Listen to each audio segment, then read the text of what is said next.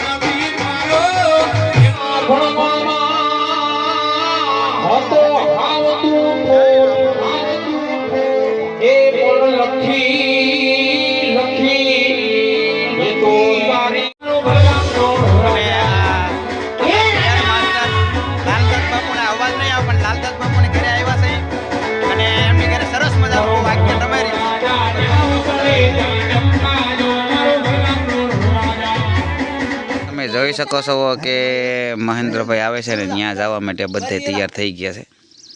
આ છે અમારો રાજલો ગાંડો ને હવે પીટલો તૈયાર થાય છે ને આમ દીસલો અમારે તો દીસલો ધોડે. દીસલાના મામા આવી રહ્યા છે. દીસલા નવા કપડાં પહેરી લીધા છે. આગળ જવાના છે ફટોફટ. અમારા આ ભાઈને ચા પીવાની બાકી છે. ચા પીને જવાના છે ફટોફટ. એમને પણ વાળ બાળ કટિંગ કરાવી નાખ્યા છે એમને. જોઈ શકો છો.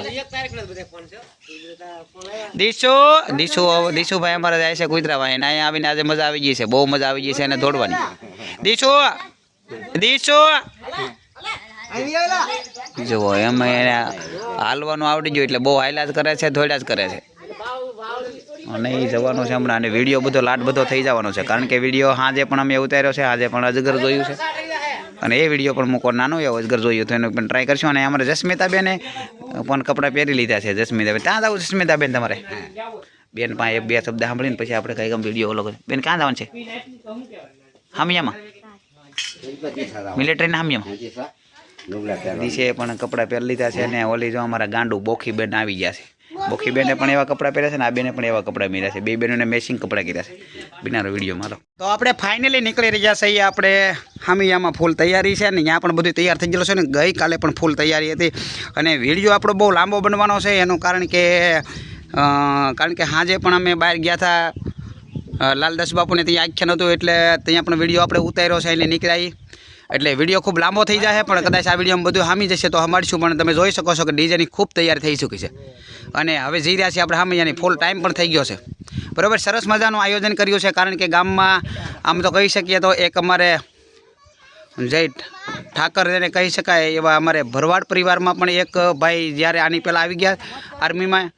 અને આ બીજી વાર અમે મહેન્દ્રભાઈ પણ આર્મીની એક લીડરશિપ મેળવી અને આવી રહ્યા છે અને ખૂબ ગર્વની વાત છે. અમને ખૂબ લાગણી અનુભવીએ છીએ, ખૂબ હર્ષ લાગણી અનુભવીએ છીએ અને આખા ગામમાં પણ અમને ખૂબ આનંદનો કોઈ પાર નથી કે આવા એક દેશનો સૈનિક બની આવી રહ્યા છે અને અમે આની રાહ જોઈ રહ્યા છે. તો બિનારો વિડીયોમાં હું તમને આખું હામિયાનું કઈ રીતનું આખું આયોજન છે તે દેખાડીશ. કદાચ આ વિડીયોમાં બધું આવી જાય તો ઠીક છે, નક્યારે પછી આપણે પાછો બીજો વિડીયો પણ મૂકશું. બિનારો વિડીયોમાં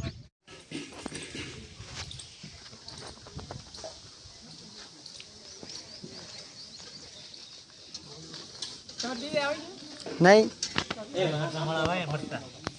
મરસા મળો એમ ને તમે બીજાને અમે મળો બીજાને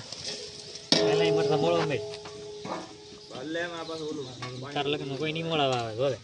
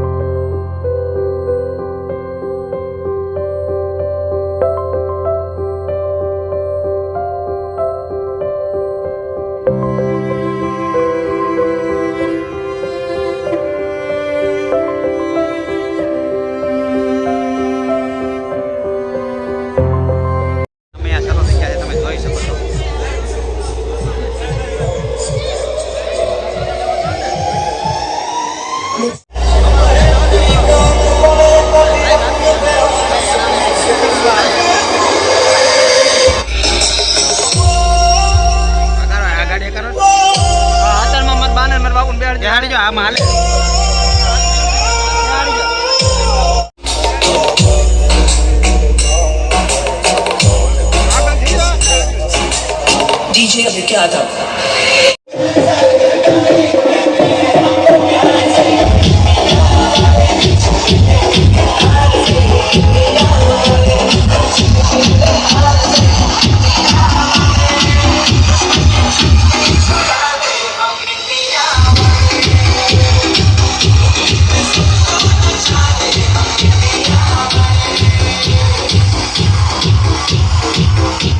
અમારા સુરેશભાઈ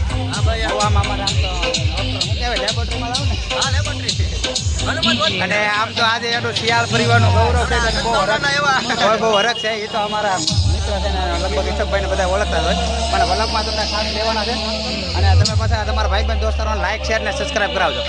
અમારા સરપંચ બોલો બે શબ્દ એની વિશે.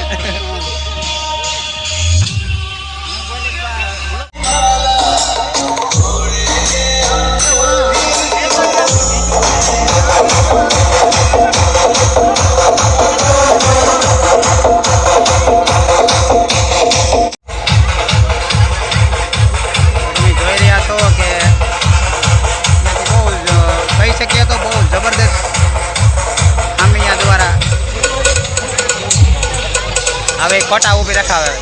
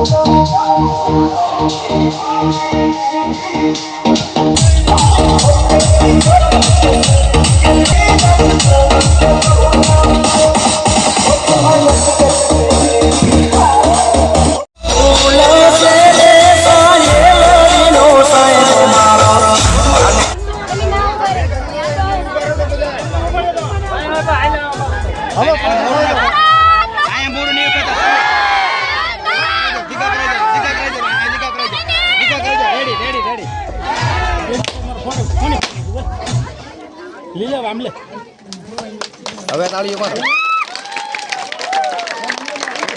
મહેન્દ્ર હાલો મમ્મીને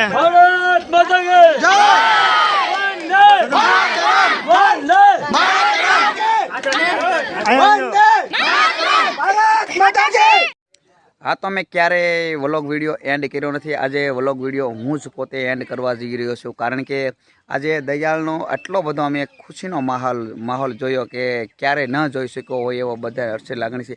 આખા ગ્રામજનોનો આટલો બધો આનંદ હતો કે એની વાત જ જવા દો.